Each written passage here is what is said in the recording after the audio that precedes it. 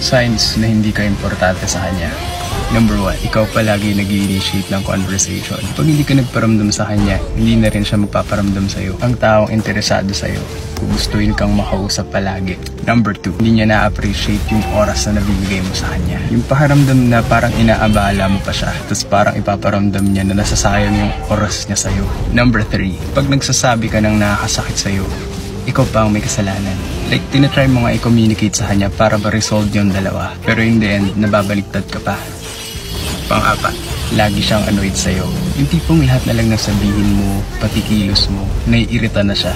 Pang-5, wala siyang pakialam sa mga nararamdaman mo.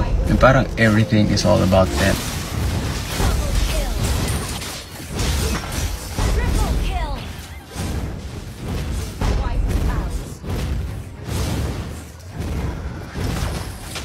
Your team destroyed a turret.